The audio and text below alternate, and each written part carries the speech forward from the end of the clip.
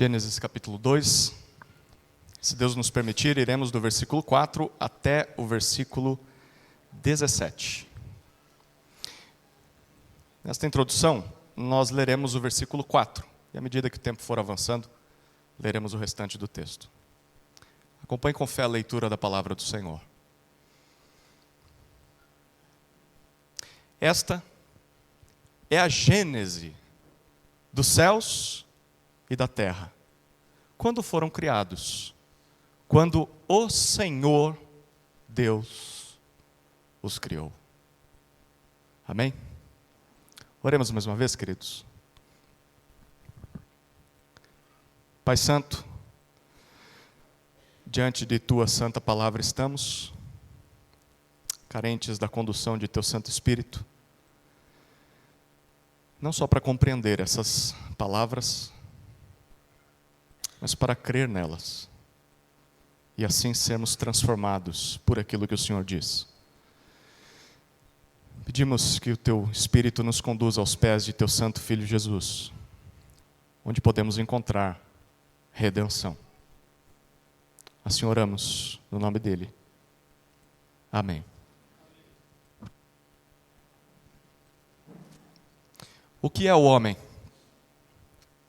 Qual o seu propósito? Como isso afeta o nosso dia a dia? Não, você não está tendo um déjà vu. Porque foi assim que eu comecei a pregação na semana passada. Mas Moisés não terminou de responder. Ele começou a resposta no capítulo 1. A partir do versículo 26, ele nos disse que Deus criou a humanidade, homem e mulher. Criou a sua imagem, como seus representantes sobre a terra. Ele nos disse também que Deus abençoou a humanidade acima de toda a criação. Criação esta que Ele constatou como muito boa. Então homem e mulher são chamados para reproduzir a sua imagem nesta terra. Governar sobre a criação de Deus. E então, no sétimo dia, depois de fazer todas as coisas em 6 dias, Deus abençoou e santificou o dia de seu descanso. Porque Ele tinha feito tudo o que precisava ser criado. E a partir daí nós vimos que Deus estabeleceu um padrão a ser seguido por seu povo. 6 dias de trabalho, 1 dia de descanso. Bom, no versículo que nós lemos agora, o versículo 4 do capítulo 2, ele é uma repetição de algo que Moisés já fez no capítulo 1. O versículo 4 é uma declaração geral, para depois, a partir do versículo 5, ele se concentrar nos detalhes daquilo que ele acha mais importante. Não sei se você já fez isso, às vezes é legal de fazer. Se você tem aquele aplicativo do Google Maps no seu celular, e você fica passeando pelos países, olhando a geografia e tudo mais, e às vezes você vê de cima, tem uma visão panorâmica da cidade para onde você vai viajar ou de um país que você gostaria de conhecer. Mas é legal você dar o zoom no mapa e poder ver os detalhes das ruas.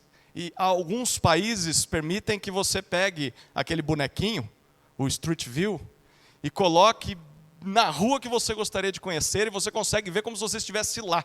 Já teve essa experiência? Inclusive, quando o Google Maps passou lá na rua de casa, ele tirou foto do nosso, o nosso carro vermelhinho, né? Então, se você for procurar onde a gente mora, vai encontrar o nosso carro lá na rua, lá estacionado. É fascinante isso, né? Você consegue ver como as coisas são naquele lugar sem estar lá. É mais ou menos isso que Moisés está fazendo aqui. No versículo 4, ele nos deu uma visão panorâmica. A partir do 5, ele vai nos dar os detalhes daquele lugar. Foi isso que ele fez no capítulo 1. No capítulo 1, ele nos deu a visão panorâmica da criação. Como Deus criou todas as coisas em 6 dias e no 7º descansou. Mas aí vem o capítulo 2. E no capítulo 2 nós lemos sobre a criação do homem. E você fica se perguntando, peraí, quantos homens são? Por que contar a mesma história ou é a mesma história? Bom, é exatamente o que você faz no aplicativo Moisés está fazendo. Ele contou o panorama no capítulo 1 e agora ele vai dar o Street View, a visão da rua, no capítulo 2. Ele vai nos colocar exatamente em Gênesis 1, 27. Quando Deus criou o homem e a mulher à sua imagem.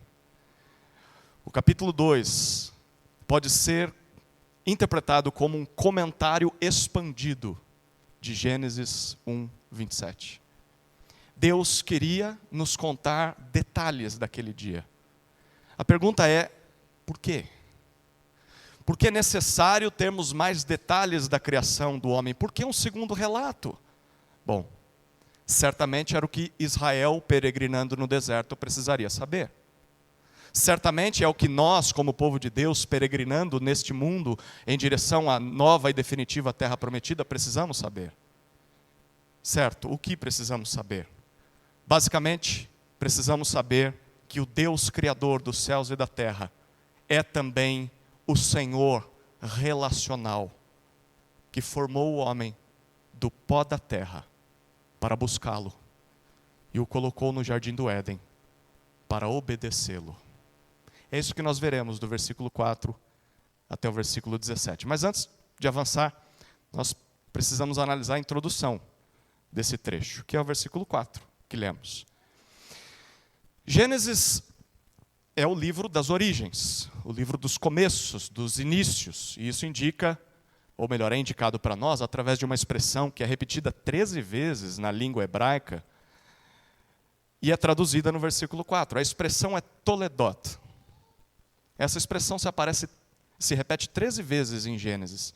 E basicamente a tradução dela é: esta é a Gênese, esta é a genealogia, esta é a descendência. É assim que ele começou o versículo 4. Esta é a Gênese dos céus e da terra. Então, o que se segue depois dessa introdução de Moisés, todas as vezes em que essa palavra aparece, é uma descrição dos filhos, dos descendentes de alguém. Então ele começa a narrar a história daquela pessoa. Isso vai acontecer com Adão. No capítulo 5, ele vai começar dizendo: esta é a Gênese, Toledot, de Adão. E vai contar a história de Adão e dos descendentes dele. Ele vai fazer isso no capítulo 6, versículo 9, a respeito de Noé. Esta é a Gênese, a descendência de Noé. E vai contar a história de Noé. Vai fazer a mesma coisa com Isaac, lá no capítulo 25. Vai fazer a mesma coisa com Jacó, no capítulo 37. Mas o curioso, nesse versículo 4, é que o nosso texto começa dizendo: esta é a Toledot, é a Gênese, é o início das gerações, das descendências dos céus e da terra. Não é de um personagem. Dos céus e da terra, quando eles foram criados. Em outras palavras, o que Moisés está dizendo é: aqui está a história do que foi gerado, do que nasceu a partir dos céus e da terra. Eu vou contar para vocês os descendentes do céu e da terra. E você fica perguntando: como assim? Quem são os descendentes do céu e da terra? A gente já vai ver. Mas antes, repare como o Criador é nomeado no versículo 4. Você percebeu uma diferença? Ele falou o Senhor Deus. O Senhor Deus. Isso é novidade. Porque até agora, desde o versículo 1 do capítulo 1 até o versículo 3 do capítulo 2, o Criador foi identificado 26 vezes. 26 vezes, quase uma vez por versículo. E ele é identificado apenas como Deus. Deus, Deus, Deus, Deus. Deus é a tradução de Elohim, que era uma palavra muito comum para se referir aos deuses pagãos. Você falava Deus e imaginava alguma divindade das nações. Mas aqui é a primeira vez na Bíblia que nós lemos a palavra Senhor, em caixa alta. As letras estão maiúsculas na sua Bíblia, não estão? Senhor. Você que é um leitor atento da Bíblia, quer saber o que significa Senhor. Por que apareceu agora e não apareceu no capítulo 1? Bom, para que a gente descubra o que significa Senhor, nós precisamos nos lembrar do ambiente da escrita de Gênesis. Deus, por meio de Moisés, libertou o povo da escravidão no Egito. Então eles celebraram a Páscoa antes de sair. Eles atravessaram o Mar Vermelho e chegaram aos pés do Monte Sinai. O que aconteceu com o povo quando eles chegam no Monte Sinai? Deus entrega a lei. Deus faz um pacto com o seu povo. Deus estabelece uma aliança. O povo de Israel no deserto é como uma celebração, ali no Sinai, uma celebração de casamento. Deus está se casando com o seu povo. A partir daquele momento, Deus se identificaria como o rei daquele povo, como o protetor, o abençoador de Israel. E Israel, por sua vez, se comprometeria a se submeter ao reinado de Deus, às leis de Deus, ao cuidado de Deus, ao senhorio de Deus. A esse contrato, que era muito comum naquela época, dava-se o nome de Tratado de Suzerania. O que era um tratado de suzerania? Você tinha um senhor supremo, um suzerano, que era dono da terra. Ele era dono das suas posses, dos animais, ele era dono daquele lugar todo. E então ele prometia cuidar de você, prometia proteger você, te dar sustento, te dar trabalho, te permitir morar na terra dele, mas em troca, você se comprometeria a servi-lo por toda a sua vida. Ele seria o seu senhor e você seria o seu vassalo. É isso que está acontecendo no Sinai. Um contrato, um pacto, uma aliança entre Deus e Israel. Deus será o seu único Deus e eles serão o seu povo de propriedade exclusiva na terra. E como eles passariam a chamar a Deus depois desse casamento? Quando a gente se casa, normalmente o nome muda, não é? Comumente a esposa passa a ter o nome do marido. Bom, Deus vai ser chamado de uma outra forma pelo povo, não apenas como Elohim. Sim, ele continua sendo Elohim, continua sendo Deus, mas vai ter um nome mais específico para chamá-lo. Esse nome será Senhor.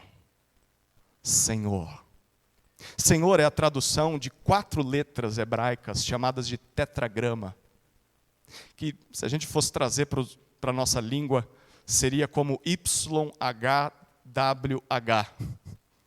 Imagina todas as vezes que você vai se referir a Deus, tem que falar YHWH. É difícil ler, imagine ficar falando isso. Então, o povo de Israel não lia essa palavra, até porque ela é impronunciável. Não tinha tradução, não tinha como reproduzi-la por sons. Então, a única coisa que o povo fazia era dizer Adonai. Quando via o YHWH, dizia Adonai. Adonai é o Senhor. O Senhor. Essa palavra tentaram trazer para o português como Yahweh, mas o povo de Israel não chamava de Yahweh, chamava de Adonai. Todas as vezes que via o tetragrama na Escritura, estamos falando do Deus da aliança. Todas as vezes em que você vê Senhor em caixa alta no Antigo Testamento, o texto está se referindo ao Deus que tem um contrato com Israel. Um Deus que é o Deus de Israel.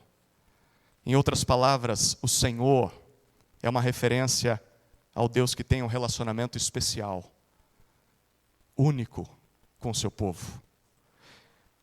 É como quem diz assim: o Deus Criador nos escolheu para ser o seu povo especial nessa terra. Senhor, Adonai. Agora dá para entender o que Moisés vai dizer para a gente no capítulo 2. O Senhor Deus. O Senhor Deus é repetido 19 vezes em Gênesis 2 e Gênesis 3. E a única vez em que ele não é chamado de Senhor, sabe da boca de quem é? Da serpente. A serpente não quer lembrar que esse povo tem uma aliança com Deus. O Senhor. Todas as vezes em que você ler o Senhor Deus em Gênesis 2 e 3, os próximos domingos a gente vai fazer isso. Lembre-se de que Moisés está dizendo para aquele povo no deserto, o Elohim, o Deus transcendente, acima de todas as coisas, soberano, poderoso, que criou os céus e a terra no Gênesis 1, também é o nosso Adonai, é o nosso Senhor pessoal, é um Deus abençoador com quem nós nos relacionamos intimamente, é o que ele diz no capítulo 2, e a partir do versículo 4, é como se Moisés estivesse dizendo, eu vou contar o início dessa história, como começou essa história de amor entre Deus e o seu povo. Como começou essa história? Através de 3 cenas. 3 cenas dessa linda, bela história de amor entre o Senhor e seu povo. Primeira cena foi a formação do homem. Os versículos 5 a 7 nos mostram essa cena. Vamos ler?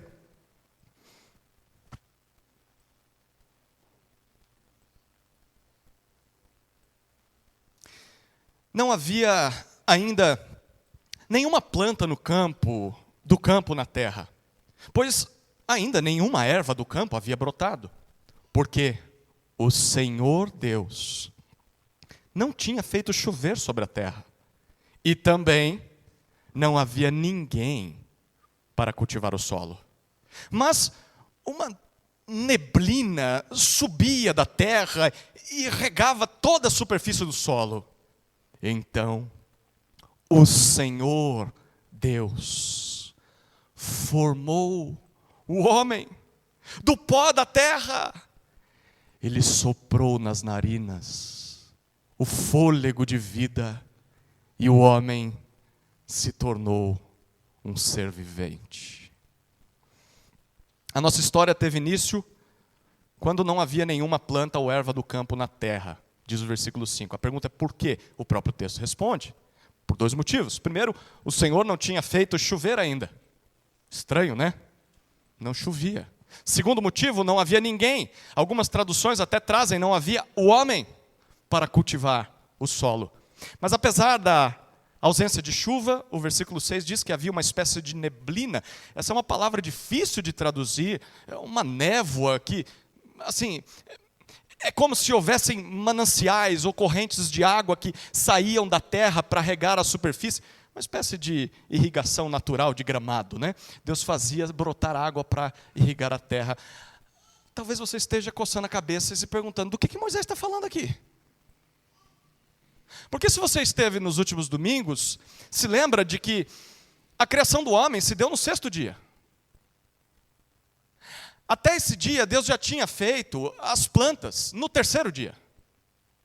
Você lembra disso? As plantas surgiram da terra seca, depois que Deus separou as águas da terra, e ali já tinha as plantas no terceiro dia. Por que Moisés está dizendo para nós que o homem foi criado quando não havia planta ou erva do campo na terra?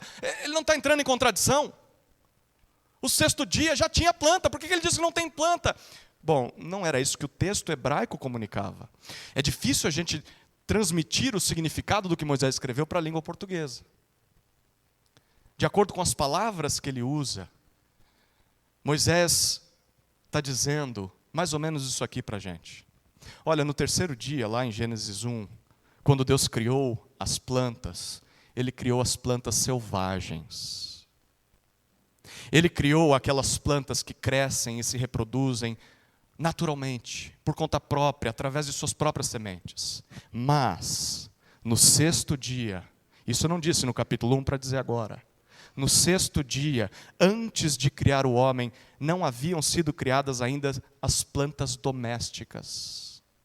Plantas que crescem e se reproduzem apenas pelo cultivo humano. Plantas que, se ninguém colocar a mão na terra, se ninguém adubar a terra, se ninguém cuidar da terra, irrigar artificialmente, nunca existiriam. Em outras palavras, Deus desejava criar essas plantas. Plantas cultiváveis pelo homem, mas ainda faltava o jardineiro. Faltava aquele que iria cuidar dessas plantas, pois bem, não falta mais.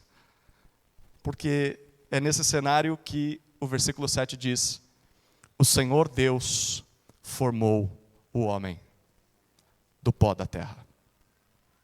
Repare no verbo utilizado por Moisés aqui. No capítulo 1, tudo aquilo que Deus criou é a tradução da palavra hebraica bará. Lembra disso? Bará significava algo que não existia e que só Deus pode trazer à existência. Mas agora Moisés não usa a mesma palavra. Moisés usa yatsar.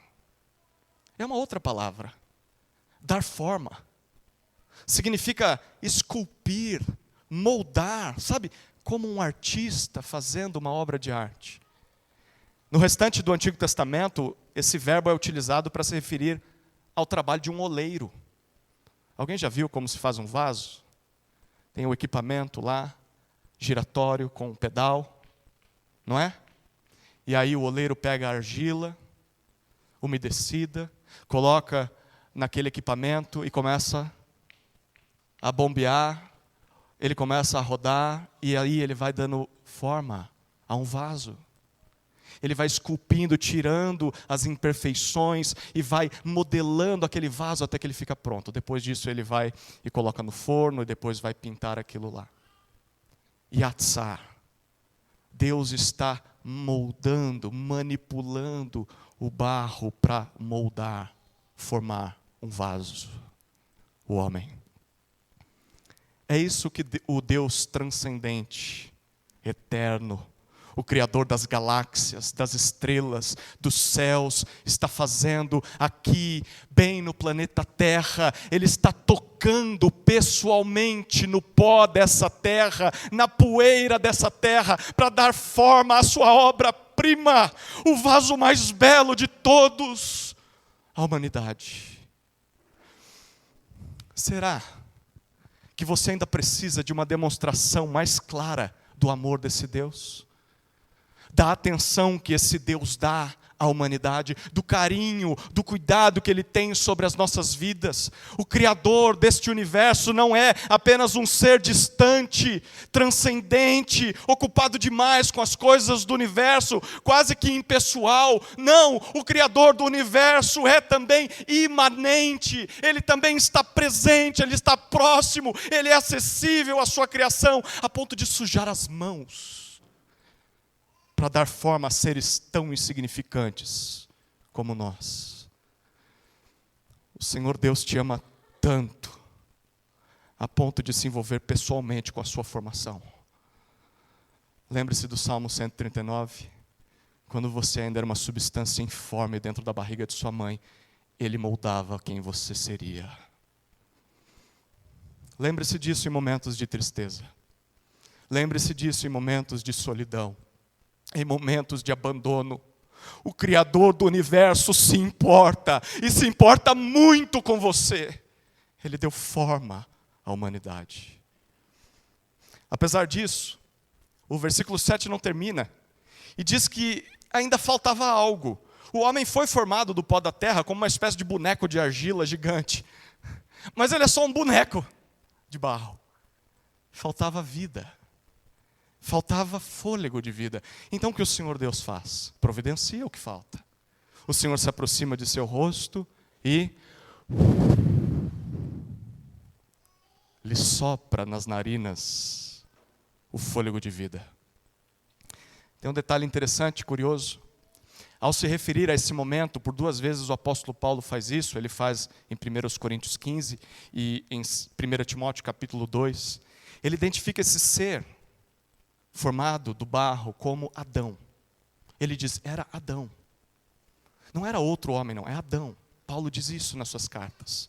O primeiro homem criado, a partir de quem Deus formaria a mulher. E isso é a cena do próximo episódio.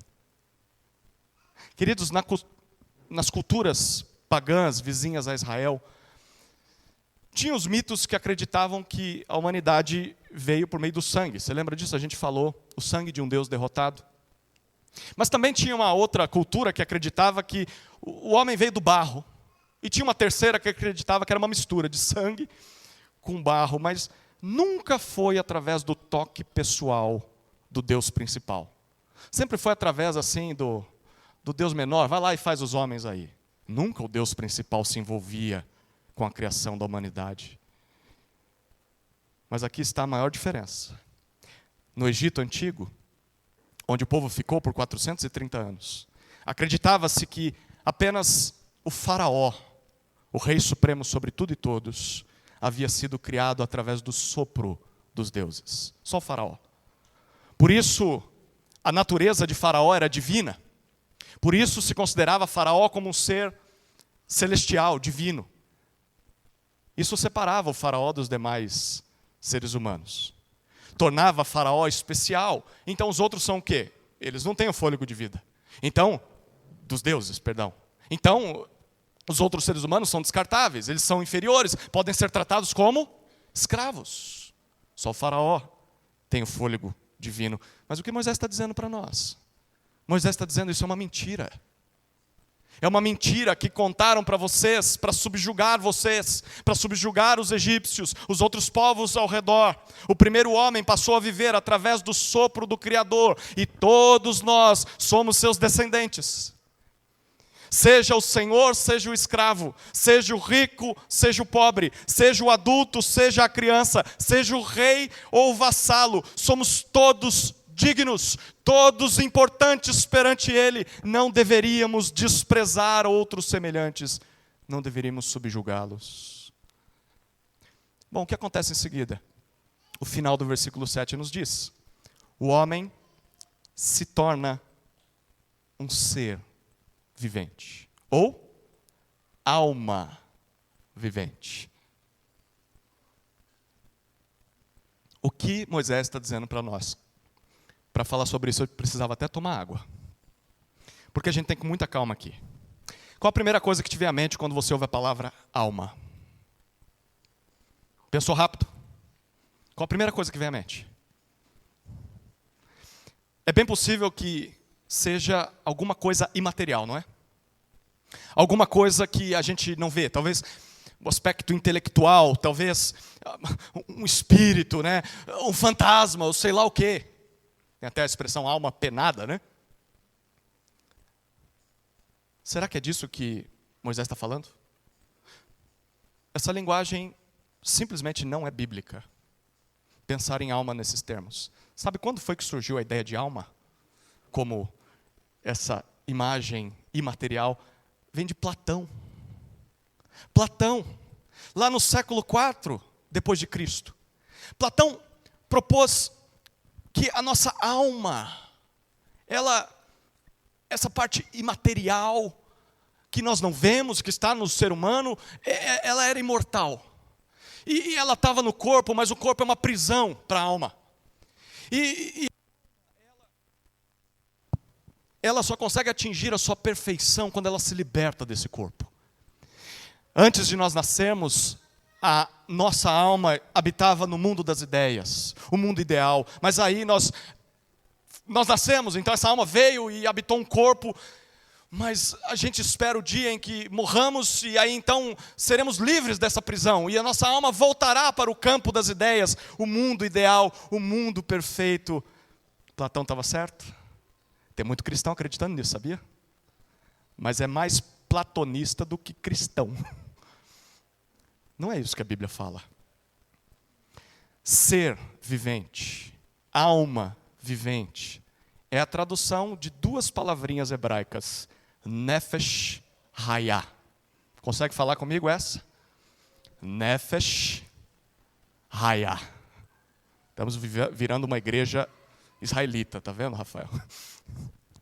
Nefesh Hayah. O que é Nefesh Hayah? Nefesh tem a sua raiz na palavra garganta. Garganta. Garganta. Todas as vezes que Nefesh aparecia na literatura, tanto de Israel quanto ao redor, ela se referia à fome. Sabe quando você está com fome? Você coloca a mão aonde? Eu estou com fome. Não é aqui que a gente põe a mão? Mas aquelas culturas não viam fome dessa maneira. Se você for ver imagens das pirâmides, as gravuras daquela época, as pessoas não estão com a mão aqui. Elas estão com a mão aqui. Com a mão no pescoço, na garganta. Porque é aqui que desce a comida. Aqui é o primeiro contato que a comida tem com o ser humano depois que entra pela boca. Nefesh significa garganta, fome. Hayah é a segunda palavrinha, significa estar vivo. Junte as duas palavras e você vai ter uma ideia do que é o ser humano. O ser humano é fome ambulante. Nefesh Hayah. Apetite, desejo vivo. Talvez a partir de hoje você vai começar a andar assim na rua, né? Eu sou Nefesh Hayah. Eu sou fome ambulante. É isso que nós somos. Nós não somos um ser dividido em partes, separadas, distintas. Tem as almas ou espíritos, e tem a parte corpórea. Então, para tratar da alma, a gente usa a Bíblia. Para tratar do espírito, a gente usa a psicologia moderna. Para tratar do corpo, a gente usa a medicina. Não, isso aí é invenção da história do pensamento filosófico, principalmente baseado na cultura grega. Não é assim que a Bíblia se comunica com a humanidade. Somos nefesh hayah, somos fome ambulante.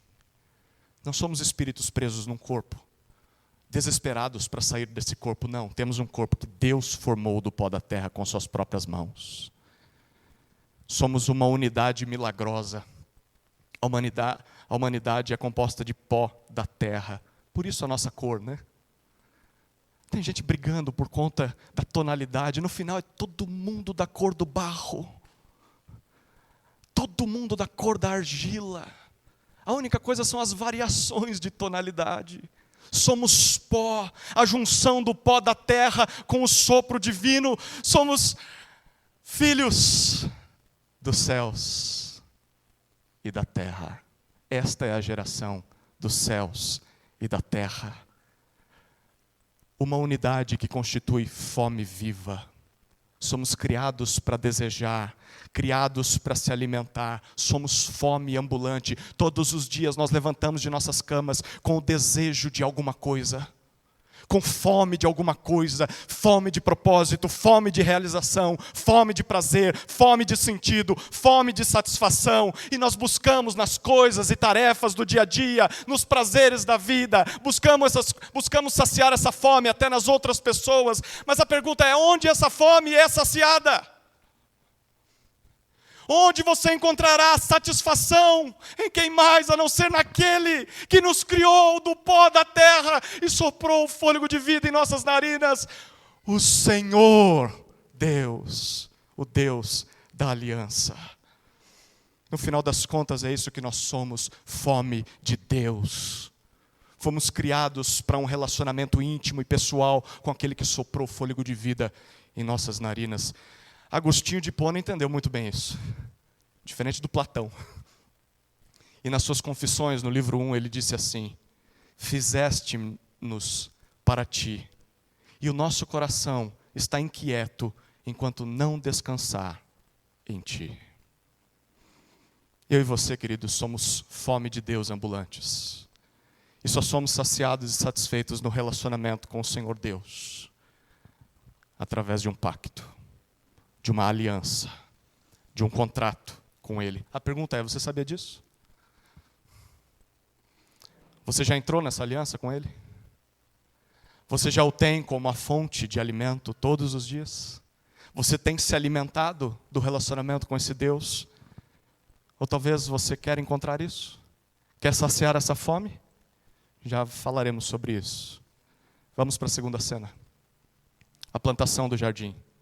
Como começou a história de amor entre Deus e o seu povo? Primeiro ele formou o homem, agora ele plantou um jardim. Olha os versículos 8 até 14.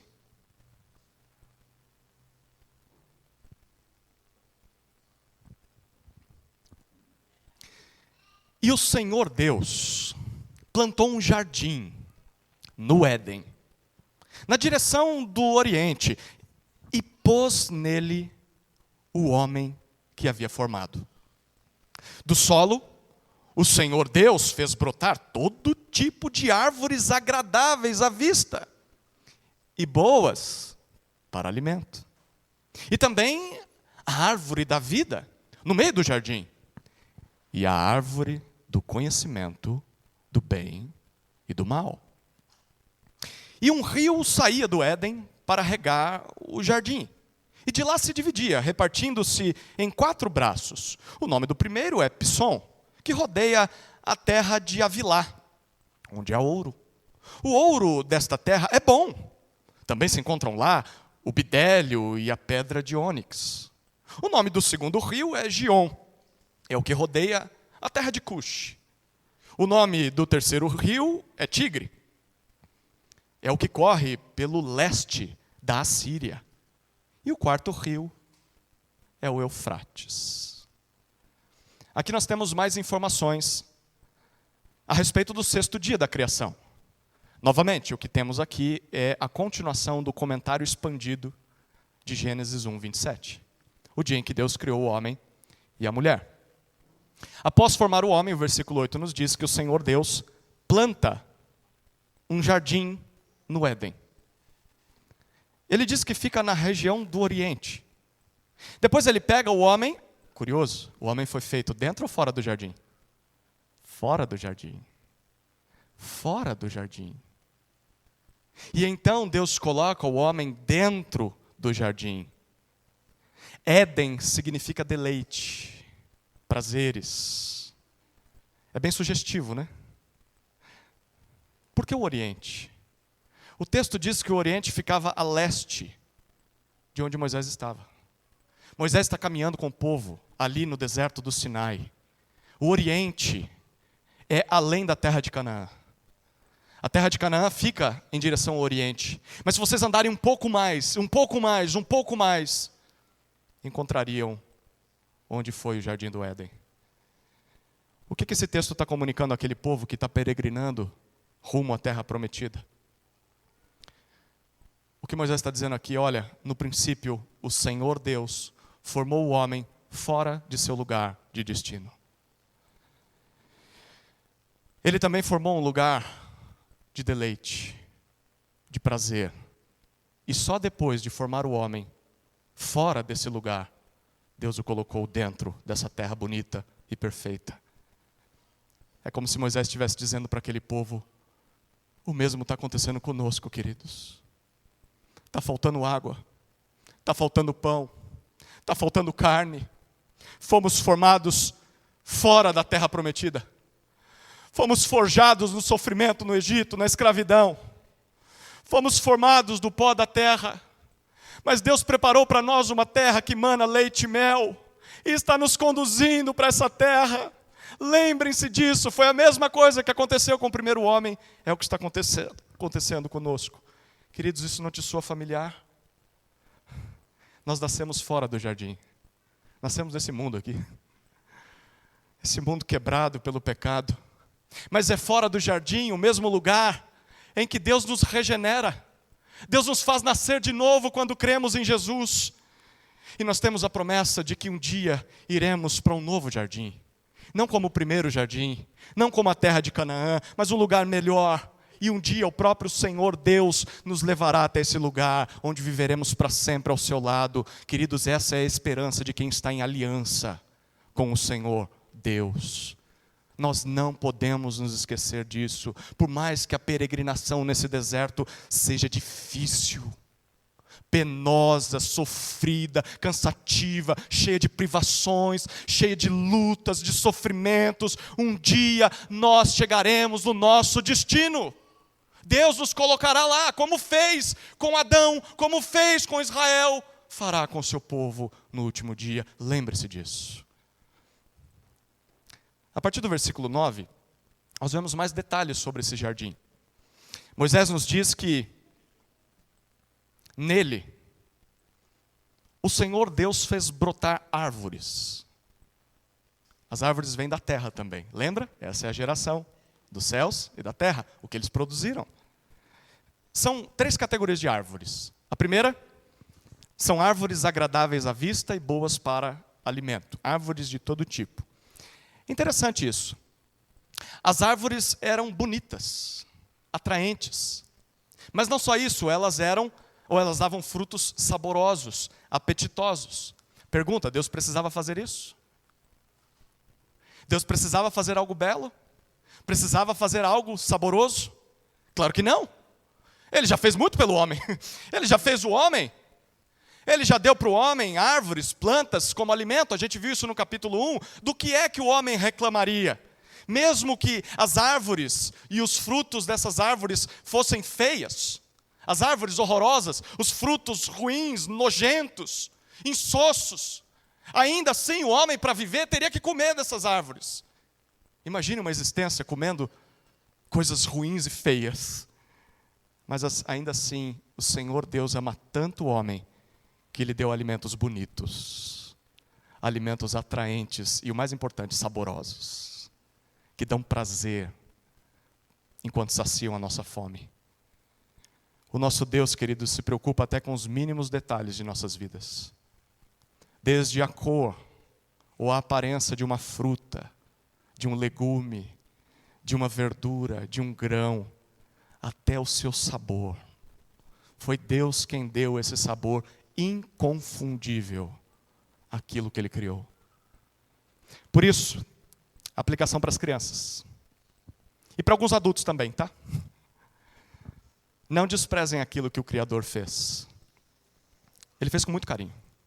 Comam todos os legumes que os pais colocam no prato. Comam as frutas. Vocês precisam disso. Faz bem para vocês.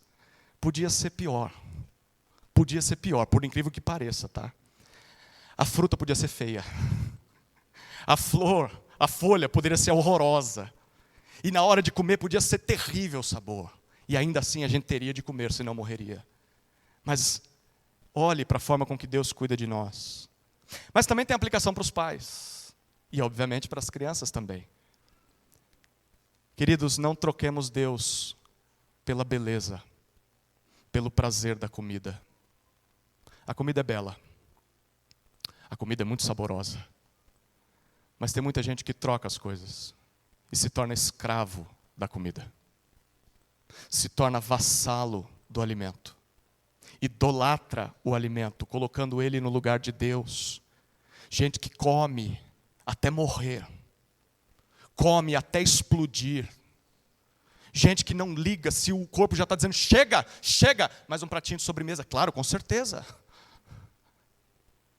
Que não consegue raciocinar e separar as coisas. Deus deu o alimento, não para eu tratá-lo como um Deus que subjuga a minha vida. Deus deu um alimento para que eu me alimente. E lembre de que Ele é o doador de todas as coisas. Ele é Deus, não o alimento. Não trate a comida como seu Senhor. Desfrute dela sim, mas colocando-a no seu devido lugar. Ela serve de apreço, de admiração, de prazer, de alimento, mas em especial de louvor ao Criador.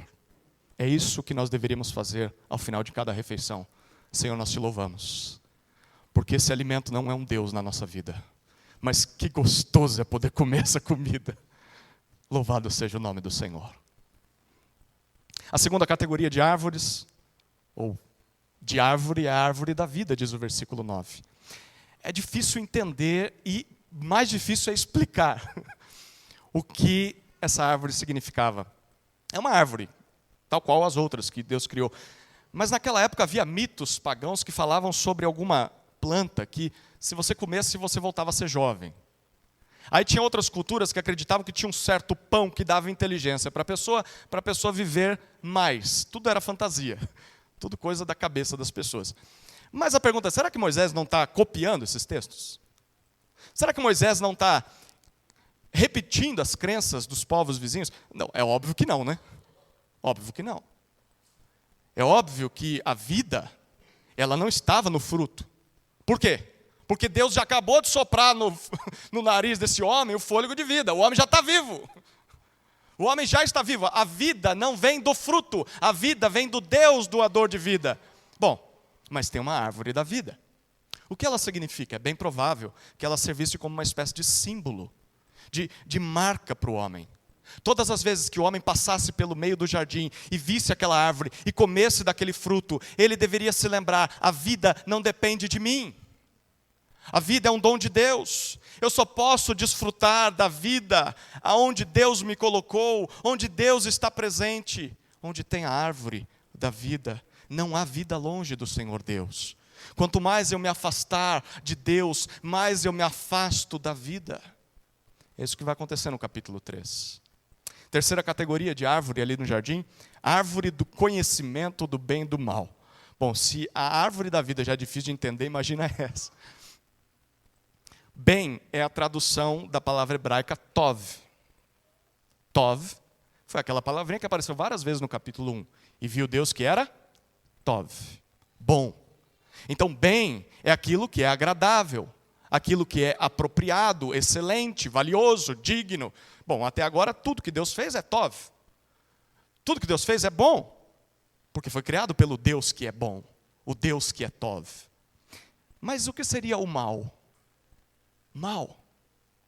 Bom, para aquele primeiro homem, o mal não faz o menor sentido. Porque a única experiência que ele tem é o bem. Ele está na criação do Deus bom. O mal vai entrar no mundo a partir do capítulo 3. Para aquele primeiro homem não faz nenhum sentido, mas vamos para os leitores desse livro. Israel no deserto. O mal está muito claro para eles. Eles já viram o mal face a face. Eles já viram. No olhar dos capatazes de Faraó. Ele já viu na morte dos bebês hebreus. Eles já viram o mal personificado no exército de Faraó. Eles viram o mal. Eles viram tudo aquilo que é contrário ao Deus bom. Eles viram maldade, viram crueldade, viram angústia, desespero, calamidade, erro, medo, morte. Eles estavam acostumados com o mal. Lá no Egito, mas também no mundo em que eles viviam. E estavam começando a ver isso nas suas próprias vidas sem Deus. Mal é tudo aquilo que se coloca contra o caráter do Deus que é bom. É tudo aquilo que nos afasta desse Deus. É o resultado de virarmos as costas para o Deus da aliança e tentarmos viver a nossa própria maneira, como aqueles que não conhecem o Senhor Deus.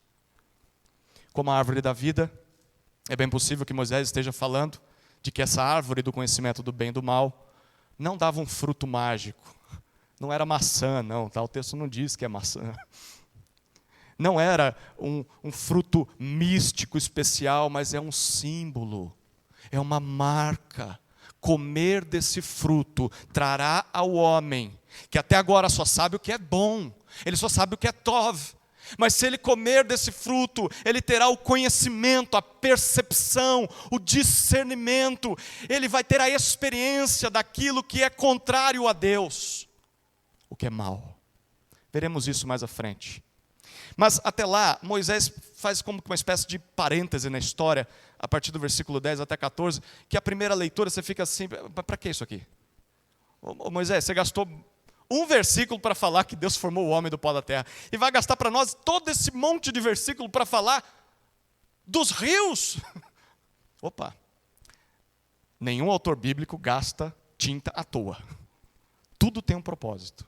Vamos tentar entender. A partir do versículo 10 até o versículo 14, Moisés nos informa que ali no Éden, a região onde o jardim foi plantado, saía um rio que regava as árvores que ele acabou de falar.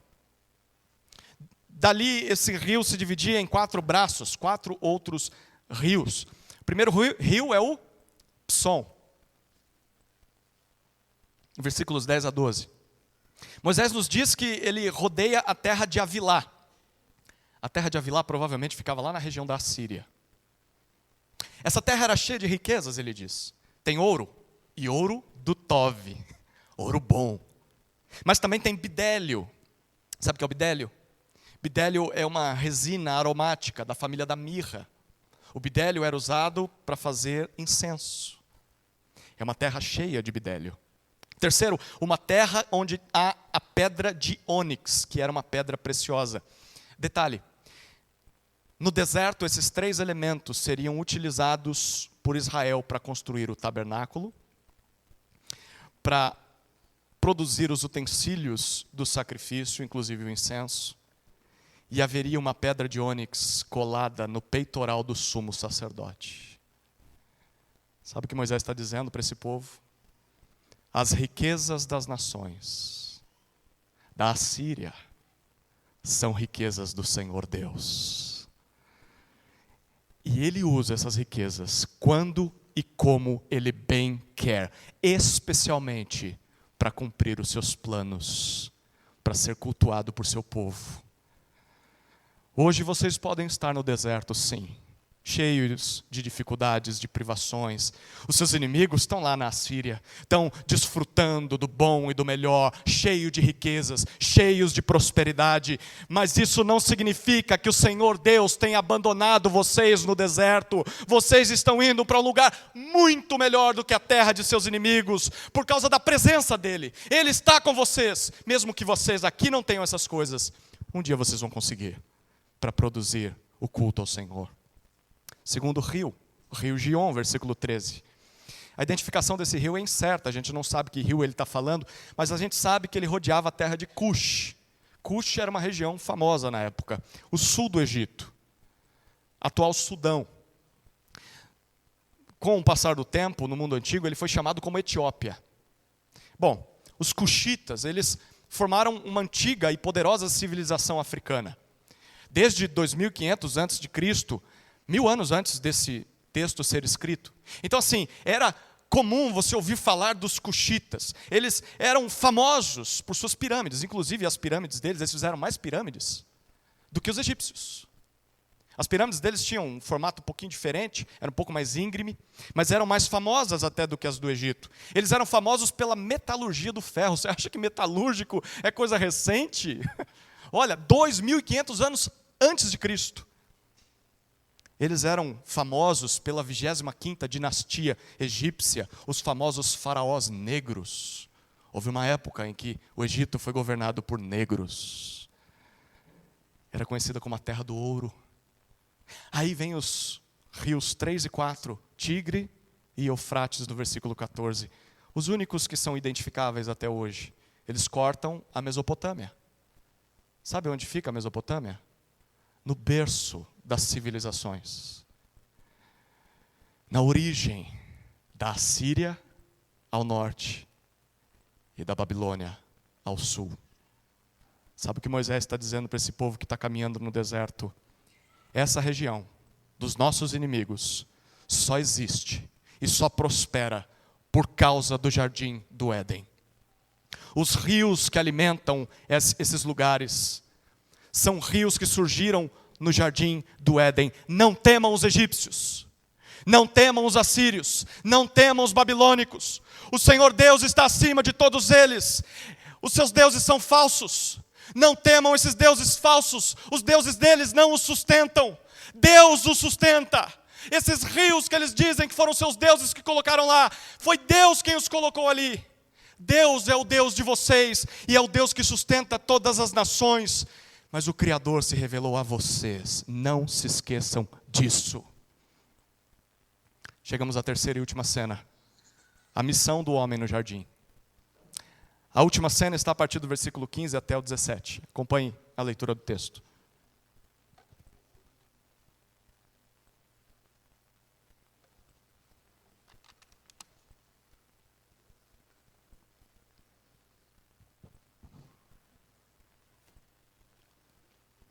O Senhor Deus tomou o homem e o colocou no jardim do Éden para o cultivar e o guardar. E o Senhor Deus ordenou ao homem: de toda árvore do jardim você pode comer livremente, mas da árvore do conhecimento do bem e do mal você não deve comer, porque no dia em que dela comer, você certamente morrerá. Após o comentário sobre os detalhes do jardim, que são muito importantes para o povo caminhando no deserto, Moisés volta os seus olhos para aquele momento que ele disse lá no versículo 8. Quando Deus pega o homem fora do jardim e o coloca dentro do jardim. Qual que é o propósito do homem dentro do jardim? Será que é cruzar os braços e desfrutar das benesses divinas? Deitado eternamente em berço esplêndido. Olha que beleza, estou num jardim cheio de delícias e prazeres. É para fazer isso? Não. Na aliança com o Senhor Deus, na terra em que Deus deu ao homem, por pura graça, o homem tem responsabilidades. E ele tem duas responsabilidades a cumprir. A primeira é perante o jardim, a segunda é perante Deus. Primeira responsabilidade está no versículo 15, perante o jardim. Deus coloca o homem no jardim para cumprir duas tarefas. Quais são? Cultivar e guardar. Cultivar significa trabalhar, se esforçar, servir. Curioso, né? Não há magia no Éden. Deus criou tudo do nada, pelo poder de sua palavra. Mas jardins não cuidam de si mesmos. Precisam de um jardineiro. E Deus criou o jardineiro. Deus o colocou lá para trabalhar no jardim. Mas também para guardar o jardim. Manter, preservar aquilo, conservar o jardim do jeitinho que ele recebeu. A pergunta é, o que é que pode bagunçar esse jardim que Deus criou? A gente sabe o que é, né? Exatamente aquilo que o homem falha em proteger o jardim. Uma tal serpente que vai aparecer no capítulo 3. Mas quando a gente chegar lá, a gente vai ver o que aconteceu. De qualquer maneira, tudo isso significa que Deus criou o trabalho antes do pecado entrar no mundo. O pecado entra no mundo em Gênesis capítulo 3. É claro, depois da queda, o trabalho se tornou penoso, difícil, por causa do pecado. Mas o trabalho sempre foi plano de Deus para a humanidade. Queridos, Deus nos criou para trabalhar. Talvez você saiu da sua casa para vir buscar Deus e ouvir a palavra dele só para ouvir isso. Deus te criou para trabalhar. Deus nos criou para trabalhar. Detalhe, a comida já estava lá, não estava? Deus já criou as árvores bonitas e saborosas. Os frutos já estão lá, o homem pode simplesmente esticar a mão e comer. O trabalho do homem não tem apenas a ver com conseguir sustento. O trabalho do homem serviria como adoração, como uma forma de demonstração de gratidão, de serviço àquele Deus que o colocou ali.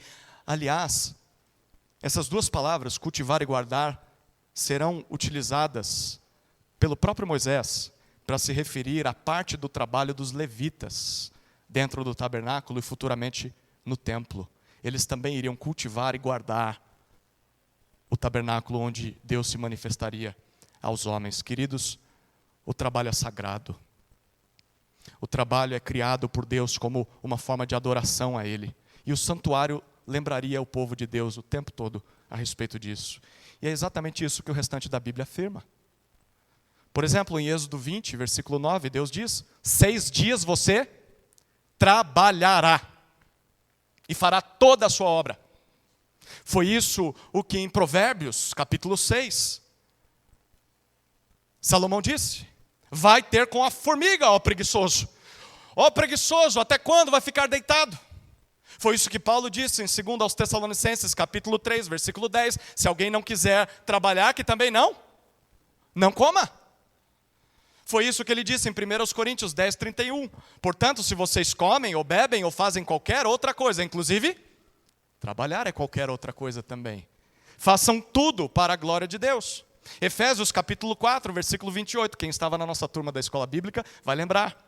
Aquele que roubava, que é preguiçoso, não roube mais. Pelo contrário, trabalhe, fazendo com as próprias mãos o que é bom, para que tenha o que repartir com o necessitado. Colossenses capítulo 3, tudo o que fizerem, tudo, façam de todo o coração, como para o Senhor e não para as pessoas, sabendo que receberão do Senhor a recompensa da herança. É a Cristo o Senhor que vocês estão servindo. Queridos, em Cristo o nosso trabalho é redimido. O nosso trabalho se torna adoração ao Senhor Deus. O nosso trabalho é mais uma forma de demonstrarmos quem Deus é para esse mundo perdido. Se você não gosta de trabalhar, precisa rever os seus valores. Precisa rever o Cristo que você está seguindo. Porque Cristo trabalhou. O Pai trabalha. E fomos criados para trabalhar. Ah não, mas quando eu me aposentar, aí não, né? Você é jovem, não está casado ainda, tem tempo para servir a Deus, não tem? Talvez não tenha nem emprego. Ah, certamente tem um lote para capinar de algum irmão aí que precisa de ajuda. Venha para a nossa quadra de areia aqui, tem muito tufo de mato para arrancar. Ah, mas eu me aposentei, não tenho mais que ir para uma empresa. Olha que oportunidade você tem agora, de usar toda a sua experiência de vida, Usar esse tempo livre que você tem para render o seu coração a Deus. O que posso dizer, o que posso fazer, se não entregar todo o meu coração e toda a minha vida ao trabalho do Senhor? Que grande privilégio você tem, de trabalhar até o último dia de sua vida. Sabe por quê? Porque no último dia de sua vida aqui, você estará trabalhando quando o Senhor te encontrar. Mas aí quando você chegar no descanso eterno, em Apocalipse 22:3, você também trabalhará por toda a eternidade. Porque o texto diz que na Nova Jerusalém os servos de Deus o servirão, o adorarão. E aí é assim que as pessoas veem você tratando o seu trabalho? Você tem transformado o seu trabalho numa forma de adoração a Deus? Bom, essa é a primeira responsabilidade do homem, perante o jardim. Mas tem uma segunda, que é perante o Senhor Deus. Versículos 16 e 17 nos mostram isso. No jardim, o versículo 16 nos diz que o homem recebe uma ordem, um comando, uma instrução. Detalhe, essa é a mesma palavra utilizada para se referir às leis que Deus dá ao seu povo através de Moisés, lá no Sinai. A ordenança, a lei, é a parte do povo na aliança. Como eles vão responder ao seu Senhor que os redimiu. Bom, o mandamento se divide em duas partes. Qual que é a primeira parte? Está no versículo 16. É uma ampla permissão. Lembre-se disso. O mandamento começa com uma ampla permissão. Praticamente a maioria das pessoas, quando lembra desse texto, se esquece da primeira e principal parte dele. O versículo 16 diz: você pode comer livremente de todas as árvores que eu coloquei aqui no jardim, inclusive uma árvore que está no meio do jardim. Qual que é? A árvore da vida. Você pode comer dela, de todas, inclusive dela.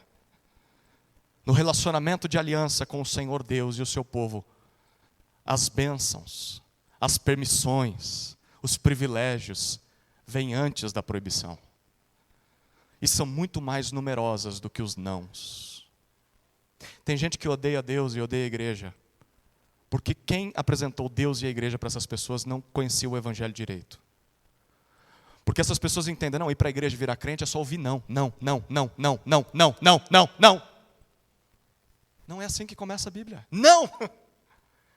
A Bíblia começa com sim, sim, sim, sim, sim, sim, sim, sim, sim, sim, sim, sim, sim, sim. Bênçãos, bênçãos, bênçãos, bênçãos. Ampla permissão, ampla permissão. Pode comer de tudo que é bom, tudo que eu te dei. Queridos, não olhem apenas para as proibições, sem antes olhar para as permissões, que são muito mais prazerosas, muito maiores do que os nãos que Deus nos dá. Quando nós olhamos primeiro para as bênçãos, fica muito mais fácil obedecer. É forma de gratidão, porque as bênçãos refletem a bondade, a misericórdia, a graça de Deus sobre nossas vidas. Na prática, antes de olhar talvez para a mulher do seu próximo e cobiçá-la, olhe para a sua própria esposa dentro de casa. Olhe para os sims que Deus colocou dentro da sua casa. E da plenitude de bênçãos que fluem dessa união. Invista nesta união. Não olhe para os nãos de Deus lá fora. Antes de desejar o sexo antes do casamento, olhe para o futuro. Olhe para um relacionamento com uma só pessoa, pelo resto de sua vida e as bênçãos que fluem dessa intimidade. Antes de buscar ser como o mundo, olhe para os privilégios de ser igreja, os privilégios de ser santo, de ser parte do povo de Deus. Olhe para os sims primeiro. Aí vem a segunda parte do mandamento. A única proibição, versículo 17. Uma única proibição. O primeiro não da história. Só não coma da árvore do conhecimento do bem e do mal. Por que Deus? Porque no dia em que você comer dessa árvore, certamente morrerá. Literalmente, o hebraico aqui é traduzido, poderia ser traduzido como morrendo morrerás. É uma ênfase. É uma sentença de morte certa. Ao longo da história, os estudiosos tentaram sugerir qual seria o problema de desobedecer essa ordem.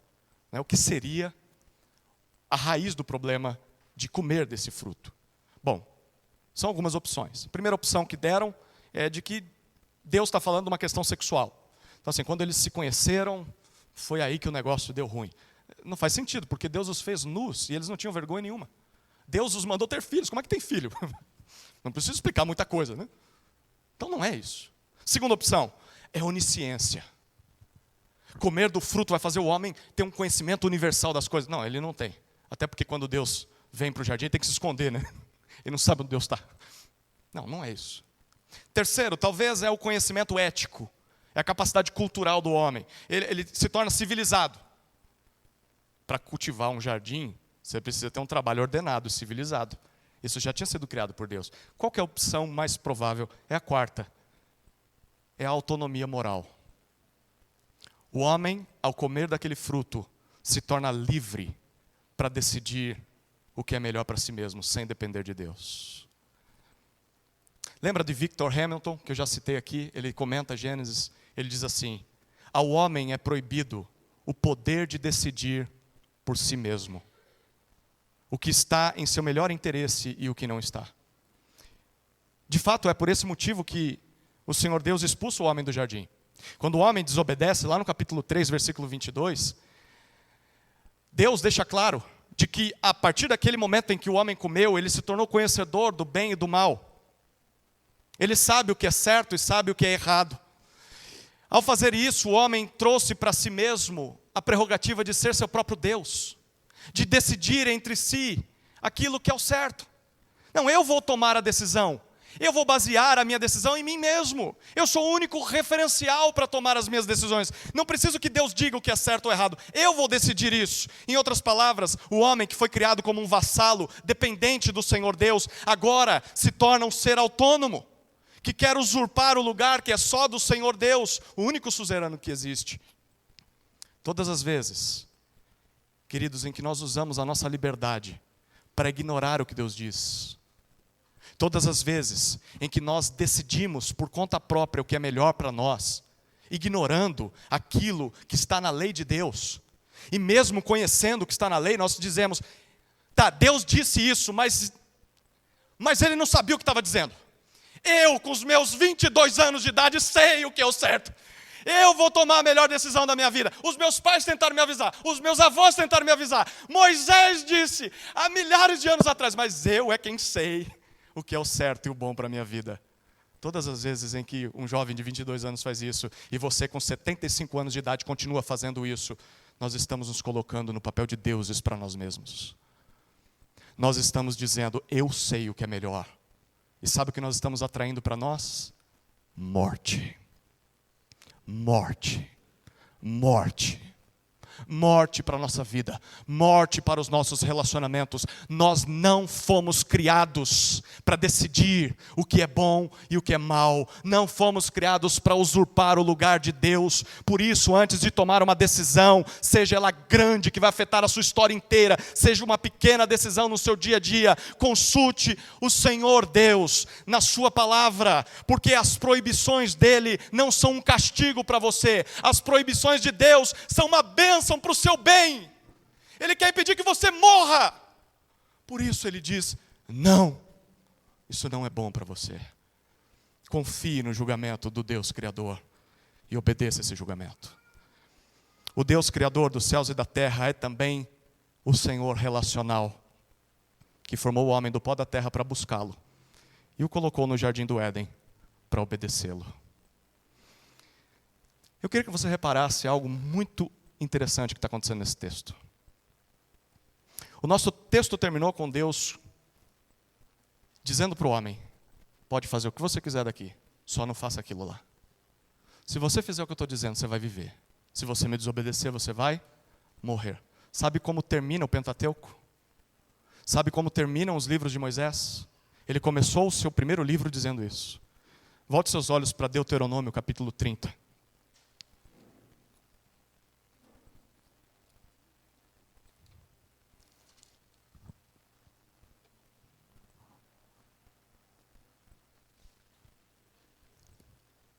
Deuteronômio capítulo 30, versículo 15.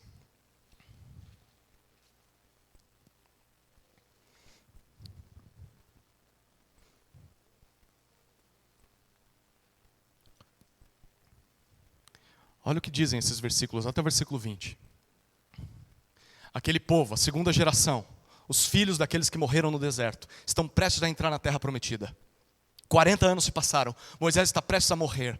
E Moisés diz para eles aquilo que ele disse lá no primeiro dia.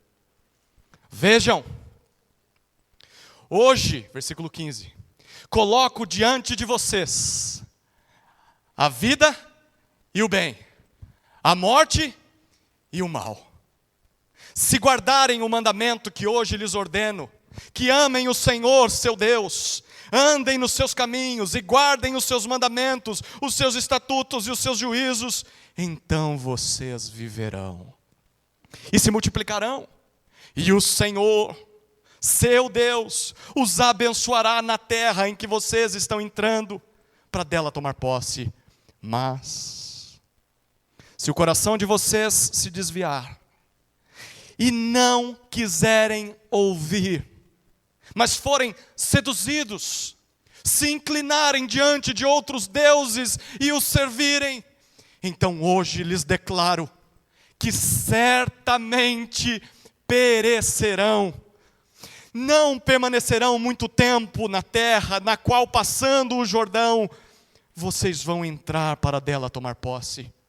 Hoje, tomo o céu e a terra por testemunhas contra vocês, que lhes propus a vida e a morte, a bênção e a maldição. Escolham, pois, a vida, para que vivam, vocês e os seus descendentes, amando o Senhor seu Deus, dando ouvidos à sua voz e apegando-se a Ele, pois disto depende a vida e a longevidade de vocês.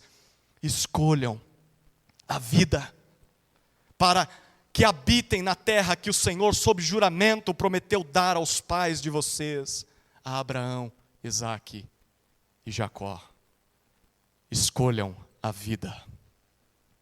A vida que está no caminho da obediência. Parece fácil, não parece? Era só escolher a vida. Mas o que Israel fez? Exatamente o que o primeiro homem fez. Falharam miseravelmente. Escolheram a morte. Mas tudo isso não fugiu do plano eterno de Deus, não, sabia? A gente pode ler e falar, não, eu fui pego de surpresa, eu não esperava. Deus sabia de tudo isso. Em Apocalipse, capítulo 13, versículo 8, nós lemos que Jesus Cristo é o Cordeiro que foi morto antes da fundação do mundo.